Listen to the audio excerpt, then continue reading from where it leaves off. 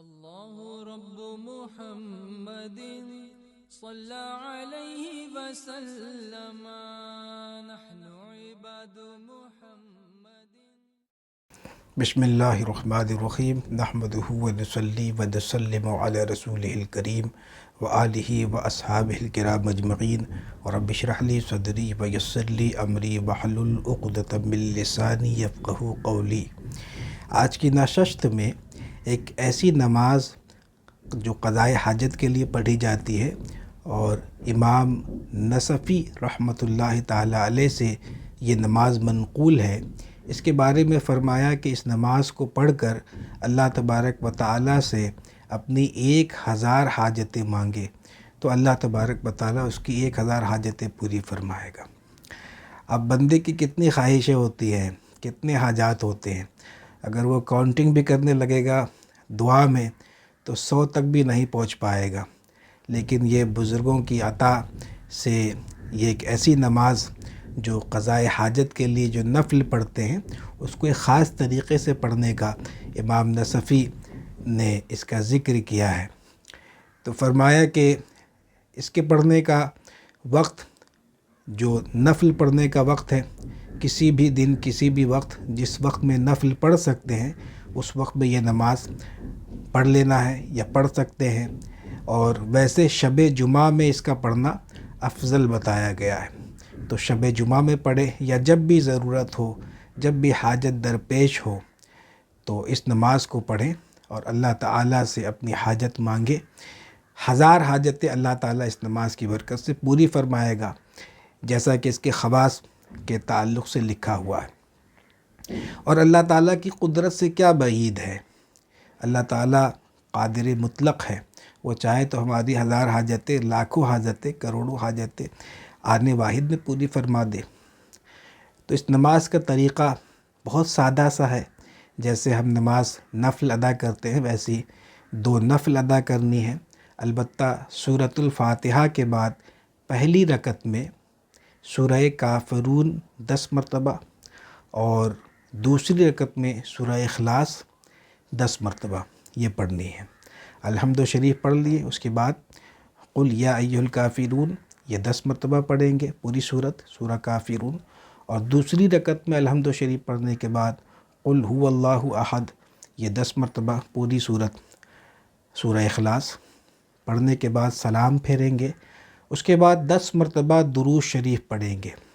یہ کاؤنٹنگ صحیح ہونی چاہیے، 10 مرتبہ درود شریف پڑھیں گے. پھر سجدے میں چلے جائیں گے اور سجدے میں جا کر کے 10 مرتبہ سبحان اللہ والحمد للہ ولا الہ الا اللہ واللہ اکبر ولا حول ولا قوة الا باللہ العلی العظیم یہ 10 مرتبہ پڑھیں گے. کاؤنٹنگ صحیح ہو، بالکل 10 مرتبہ ہی پڑھنا ہے. اور اس کے بعد 10 مرتبہ اللہم ربنا آتنا فی الدنیا حسنۃ وفی الآخرۃ حسنۃ وقینا عذاب النار یہ 10 مرتبہ پڑھنی ہے. اس کے بعد 10 مرتبہ یا غیاث المستغیثین اغثنا، یا غیاث المستغیثین اغثنا، یا غیاث المستغیثین اغثنا یہ 10 مرتبہ پڑھیں گے. اور اس کے بعد سجدے ہی میں اللہ تعالیٰ سے دعا کریں، اور سجدے کی حالت میں بھی آپ دعا کریں، اور چاہے تو اس کے بعد اٹھ کر کے بیٹھ جائیں اور پھر اپنی دعا جاری رکھیں. تو اللہ تعالیٰ سے اپنی 1000 حاجتیں مانگے اس نماز کی برکت سے، جیسا کہ امام نصفی سے منقول ہے کہ اللہ تعالیٰ 1000 حاجتیں پوری فرمائے گا. تو جب یہ نماز پڑھے اپنی حاجت کے لیے تو فقیر کو بھی دعا میں یاد رکھیں اور تمام مسلمانوں کو اپنی دعاؤں میں یاد رکھیں. جب ضرورت ہو تو یہ نماز پڑھیں. اللہ تعالیٰ ہم سب کو توفیق عطا فرمائے. آپ حاجات کے لیے، مشکلات کے لیے، مرادات کے لیے نقوش و تعویذات وغیرہ بھی بنواتے ہیں، پوچھتے ہیں یا خود سے بنا لیتے ہیں. لیکن کیا اچھا ہو کہ اگر ہم سب سے پہلے جب بھی ہماری کوئی حاجت، ہمیں کوئی حاجت درپیش ہو تو ہم سب سے پہلے 2 نفل ادا کریں سب سے پہلے، اور اس میں وہ بالکل سادہ طریقے سے.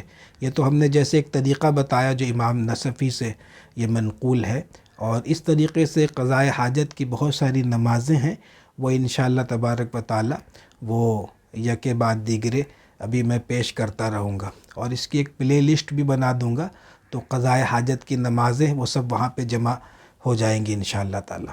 تو جب بھی کوئی حاجت درپیش ہو تو سب سے پہلے 2 نفل ادا کریں، سب سے پہلے بالکل سادہ طریقے سے 2 رکعت میں کوئی بھی سورت پڑھ لیں، اور ایک سادہ سی قضائے حاجت کی نماز میں تو یہی ہے کہ 1 مرتبہ سورہ کافرون اور دوسری رکعت میں 1 مرتبہ سورہ اخلاص، یہ پڑھ کر کے بھی اپنی جو حاجت اللہ تعالیٰ سے مانگیں گے وہ اللہ تعالیٰ عطا فرمائے گا۔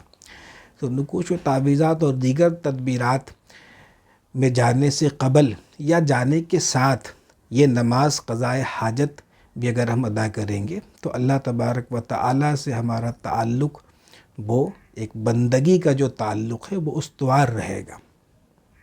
یعنی کہ ہم اگر نمازوں کے پابند نہیں ہیں، فرض ہم نہیں پڑھتے ہیں، سنتوں کو ضائع کرتے ہیں، اور دیگر نوافل کا تو پھر پوچھنا ہی کچھ نہیں ہے، تو پھر ہم ان سب چیزوں کو چھوڑ کر اور پھر نقوش و تعویذات سے اگر ہم فیض حاصل کرنا چاہیں گے تو یہ بہت گمراہی کی بات ہے۔ اس لیے میں تمام لوگ جو یہاں پہ رابطہ کرتے ہیں نقوش و تعویذات وغیرہ کے لیے اور اوراد و وظائف کے لیے، ان سب کو نمازوں کی پابندی کی تلقین بھی کی جاتی ہے۔ تو ہر چیز کا ایک موقع محل ہوتا ہے اور ہر چیز کا اپنا ایک فائدہ مسلم ہے، لیکن جو فرائض و واجبات ہیں وہ سب پر مقدم ہیں، انہیں چھوڑ کر پھر دیگر تدبیرات کے پیچھے بھاگیں گے تو یہ پھر ہمارے لیے دین و دنیا کا اس میں خسارہ ہے۔ آج کی نشست میں ایک پیغام یہ بھی ہے ان تمام لوگوں کے لیے جو نقوش و تعویذات وغیرہ ہمارے یہاں سے حاصل کرتے ہیں، بنواتے ہیں، کہ اگر آپ نماز کے پابند نہیں ہیں تو نماز کی پابندی کریں۔ نماز کی پابندی از حد ضروری ہے۔ ظاہر ہے کہ ایک شخص ہے جو بے نمازی ہے، وہ اگر تعویذ استعمال کرے گا، اور ایک شخص جو نمازی ہے وہ اگر نقوش و تعویذات یا انگوٹھی جو ہمارے یہاں سے نقش والی انگوٹھی تیار کی جاتی ہے وہ اگر استعمال کرے گا تو دونوں کے فوائد، دونوں کو جو فوائد ملیں گے اس میں فرق بھی تو ہوگا نا۔